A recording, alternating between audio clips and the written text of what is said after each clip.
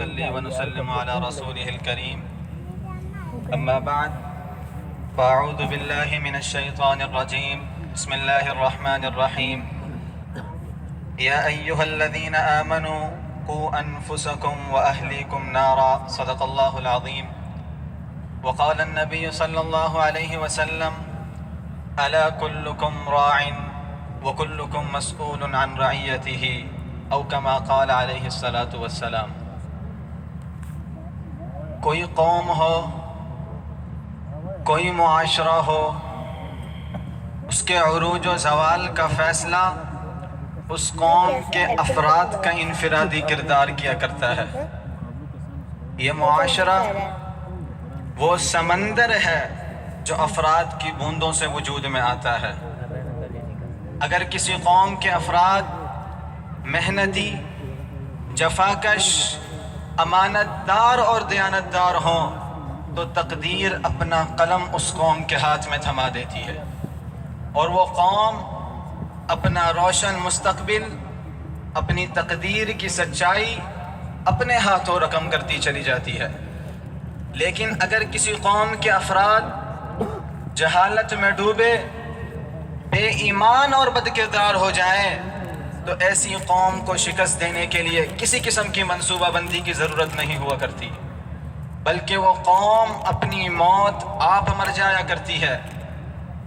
تو افراد ہی قوموں کا وہ سرمایہ ہے جن کی مٹھی میں قوموں کی تقدیر ہے۔ افراد کے ہاتھوں میں ہے اقوام کی تقدیر، ہر فرد ہے ملت کے مقدر کا ستارہ۔ سامعین محترم، اب سوال یہ ہے کہ افراد کا وہ کون سا کردار ہے، افراد کی وہ کون سی ذمہ داریاں ہیں جو معاشرے کی فلاح و بہبود اور قوم کی ترقی کی ضامن ہے۔ بدقسمتی سے آج ہم نے افراد کے کردار کو اور اس کی ذمہ داریوں کو اس کی ذات تک محدود سمجھا کہ ہر شخص کو اپنا ذریعہ آمدن اچھا کرنا آ جائے، اور ہر شخص کو جسے کہیں کہ اپنی پیشہ ورانہ ذمہ داریاں نبھانا آ جائیں اور بس۔ جبکہ اسلام تو ہر مسلمان کو اور ہر فرد کو دین و ملت کا ایک خادم بن کر زندگی گزارنے کی ترغیب دیتا ہے۔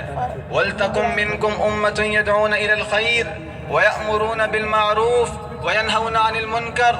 يَا أَيُّهَا الَّذِينَ آمَنُوا قُوا أَنفُسَكُمْ وَأَهْلِيكُمْ نَارًا، کہ تم میں سے ہر شخص کو اپنی ذات کے ساتھ ساتھ اپنے گھر کی بھی فکر ہو، اپنے متعلقین کی بھی فکر ہو، وہ اپنے معاشرے کی فلاح و بہبود کے لیے اور اپنی قوم کی ترقی کے لیے اپنے سینے میں ایک حساس دل رکھتا ہو، اپنے سر میں ایک فکر مند دماغ رکھتا ہو۔ اسلام کی تعلیمات تو یہ ہے، اور اسلام حقوق کے مطالبے سے زیادہ حقوق کی ادائیگی پر زور دیتا ہے۔ لیکن آج گنگا کچھ الٹی ہی بہہ رہی، گنگا کچھ الٹی ہی بہہ رہی، ہر شخص حقوق کا مطالبہ کر رہا۔ ڈاکٹر کہتا ہے ہمارے حقوق، انجینئر کہتا ہے ہمارے حقوق، تاجر کہتا ہے ہمارے حقوق۔ حقوق کے مطالبے کا ایک شور ہے، ایک لڑائی ہے جو ٹھنی ہوئی ہے، لیکن مجال ہے کہ کسی کو اپنی ذمہ داریوں کا احساس ہو کہ مجھ پر جو فرائض عائد ہو رہے، مجھ پر جو ذمہ داریاں عائد ہو رہی، کیا میں وہ ادا کر رہا یا نہیں؟ عمر بھر غالب یہی بھول کرتا رہا، دھول چہرے پر تھی اور صاف آئینہ کرتا رہا۔ دھول چہرے پر تھی اور صاف آئینہ کرتا رہا۔ تو دھول چہرے پر ہے، دھول چہرے پر ہے۔ مسئلہ حقوق کی ادائیگی کا ہے، مسئلہ ذمہ داریاں نبھانے کا ہے، لیکن شور حقوق کے مطالبے کا، لڑائی حقوق کے مطالبے کی۔ آج جو ہم اپنے معاشرے میں ایک بے چینی دیکھ رہے، ایک پریشانی دیکھ رہے، ایمان والی صفات سے خالی،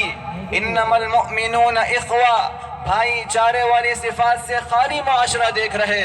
اس کی بنیادی وجہ بھی یہی ہے کہ ہم میں سے ہر شخص غلطی کا ذمہ دار دوسرے کو ٹھہرا رہا، دوسروں پر الزام کی بھرمار ہے، حالانکہ قرآن تو کہتا ہے یا ایھا الذین آمنوا علیکم انفسکم، اے ایمان والو اپنا خیال رکھنا، اپنی ذمہ داریوں کا احساس کرنا۔ تو آج اگر ہم ایک فلاحی معاشرہ چاہتے ہیں اور اپنی قوم کو دنیا کی ترقی یافتہ قوموں میں دیکھنا چاہتے ہیں تو ہم میں سے ہر شخص کو اپنا کردار نبھانا ہوگا، اور اسلام کے خوبصورت پیغام، فکر دلانے والے پیغام الا کلکم راعٍ، کہ تم میں سے ہر شخص نگہبان ہے، اپنے فرائض کی ادائیگی کا ذمہ دار ہے، وَكُلُّكُمْ مَسْئُولٌ عَنْ رَعِيَّتِهِ، اور یاد رکھنا اگر اپنے فرائض ادا نہ کیے اور اپنی ذمہ داریوں میں کوتاہی برتی تو کل قیامت کے دن سوال ہوگا۔ تو اس خوبصورت پیغام کو سامنے رکھ کر زندگی گزاری جائے، اور ہم میں سے ہر شخص چاہے وہ مرد ہو یا عورت مشکلات کی اس اندھیر نگری میں اپنے کردار کی شمع جلانے کی کوشش کرے، تو اسی میں ہمارے معاشرے کی فلاح ہے اور ہماری قوم ایک ترقی یافتہ قوم بن سکتی ہے، کیونکہ شکوائے ظلمت شب سے کہیں بہتر تھا، شکوائے ظلمت شب سے کہیں بہتر تھا، اپنے حصے کی کوئی شمع جلاتے جاتے۔ وآخر دعوانا ان الحمد للہ رب العالمین۔